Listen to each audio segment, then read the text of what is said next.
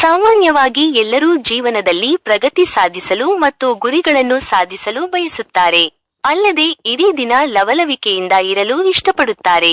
ಆದರೆ ಅದು ಎಲ್ಲರಿಗೂ ಸಾಧ್ಯವಾಗುವುದಿಲ್ಲ. ಅದಕ್ಕೆ ಪ್ರಮುಖ ಕಾರಣ ಏನೆಂದು ನೋಡಿದಾಗ ಹೆಚ್ಚಿನ ಮಂದಿಗೆ ಸೋಮಾರಿತನವೇ ಉತ್ತರವಾಗಿರುತ್ತದೆ. ಒಂದು ದೈನಂದಿನ ಪ್ರಗತಿ. ಈ ವಿಧಾನವನ್ನು ಜಪಾನೀಸ್ ಭಾಷೆಯಲ್ಲಿ ಕೈಜಿನ್ ಎಂದು ಕರೆಯಲಾಗುತ್ತದೆ. ಈ ವಿಧಾನವು ತಕ್ಷಣದ ಬದಲಾವಣೆಗಳನ್ನು ಮಾಡುವ ಬದಲು ದೈನಂದಿನ ಜೀವನದಲ್ಲಿ ಸಣ್ಣ ಸಣ್ಣ ಬದಲಾವಣೆಗಳನ್ನು ಮಾಡುವುದಕ್ಕೆ ಒತ್ತು ನೀಡುತ್ತದೆ. ಉದಾಹರಣೆಗೆ, ನೀವು ಹೆಚ್ಚು ಓದಲು ಬಯಸಿದಾಗ ಸೋಮಾರಿತನದಿಂದ ಅದು ಸಾಧ್ಯವಾಗದಿದ್ದಾಗ ಪ್ರತಿದಿನ ಒಂದು ಪುಟವನ್ನಾದರೂ ಸ್ಪಷ್ಟವಾಗಿ ಓದುವುದನ್ನು ಅಭ್ಯಾಸ ಮಾಡಿಕೊಳ್ಳಬೇಕು. ಇಂತಹ ಪ್ರಯತ್ನ ಆರಂಭದಲ್ಲಿ ಚಿಕ್ಕದಾಗಿದ್ದರೂ ಅಂತಿಮವಾಗಿ ದೊಡ್ಡ ಯಶಸ್ಸಿಗೆ ಕಾರಣವಾಗುತ್ತದೆ. ಎರಡನೆಯದು ಜೀವನದಲ್ಲಿ ಅರ್ಥ. ಈ ಅಭ್ಯಾಸವನ್ನು ಇಕ್ಕಿಕೈ ಎಂದು ಕರೆಯಲಾಗುತ್ತದೆ. ಜಪಾನಿಗರ ಪುಸ್ತಕದಲ್ಲಿ ಪ್ರಕಟವಾದ ಈ ಸಿದ್ಧಾಂತವನ್ನು ಜಪಾನಿಯರು ಅತ್ಯಂತ ಜನಪ್ರಿಯವೆಂದು ಪರಿಗಣಿಸಿದ್ದಾರೆ.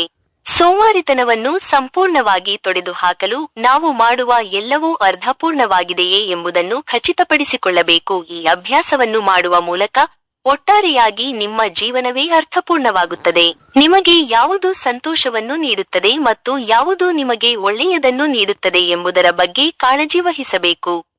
ಆ ನಿಟ್ಟಿನಲ್ಲಿ ನಿಮ್ಮ ಕೆಲಸವನ್ನು ಪ್ರಾರಂಭಿಸುವ ಮೂಲಕ ನೀವು ಹೆಚ್ಚು ಉತ್ಪಾದಕ ವ್ಯಕ್ತಿಯಾಗಬಹುದು.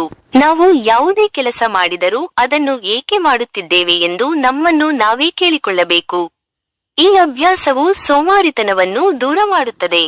ಮೂರನೆಯದು ಸರಿಯಾದ ಸಮಯ. ಸೋಮಾರಿತನಕ್ಕೆ ಮುಖ್ಯ ಕಾರಣವೆಂದರೆ ಏನನ್ನಾದರೂ ಮಾಡಲು ಸರಿಯಾದ ಸಮಯಕ್ಕಾಗಿ ಕಾಯುವುದು. ಜಪಾನಿಯರು ವಾಬಿ ಸಾಬಿ ವಿಧಾನವನ್ನು ಅನುಸರಿಸುತ್ತಾರೆ. ಇದಕ್ಕೆ ಉತ್ತಮ ಪರಿಹಾರವನ್ನು ಒದಗಿಸುತ್ತದೆ ಮತ್ತು ಜೀವನದಲ್ಲಿನ ನ್ಯೂನತೆಗಳನ್ನು ಅರ್ಥ ಮಾಡಿಕೊಳ್ಳುವಂತೆ ಮಾಡುತ್ತದೆ. ಇಲ್ಲಿ ಎಲ್ಲವೂ ಪರಿಪೂರ್ಣವಾಗಿಲ್ಲ ಮತ್ತು ಅದನ್ನು ನಾವೇ ಸರಿಪಡಿಸಿಕೊಳ್ಳಬೇಕು ಎಂಬ ಮನೋಭಾವವನ್ನು ಸೃಷ್ಟಿಸುತ್ತದೆ.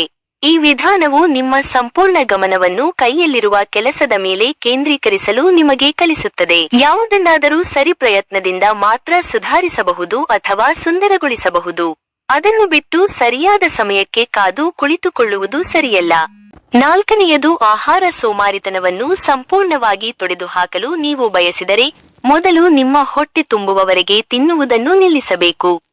ನೀವು 80% ತಿನ್ನುವ ಅಭ್ಯಾಸವನ್ನು ಬೆಳೆಸಿಕೊಳ್ಳಬೇಕು. ಜಪಾನಿಯರು ಇದನ್ನು ಹರ ಹಚಿಬು ಎಂದು ಕರೆಯುತ್ತಾರೆ. ಇದು ಸರಿಯಾದ ಆಹಾರ ಪದ್ಧತಿಗಿಂತ ಸ್ವಯಂ ಶಿಸ್ತು ಮತ್ತು ಮಾನಸಿಕ ನಿಯಂತ್ರಣವನ್ನು ಬೆಳೆಸಿಕೊಳ್ಳಲು ಸಹಾಯ ಮಾಡುತ್ತದೆ. ನಾವು ಸಾಮಾಜಿಕ ಜಾಲತಾಣ, ಫಾಸ್ಟ್ ಫುಡ್ ಮತ್ತು ಹೆಚ್ಚು ಟಿವಿ ನೋಡುವಂತಹ ಗೊಂದಲಗಳಿಂದ ದೂರವಿರಬೇಕು.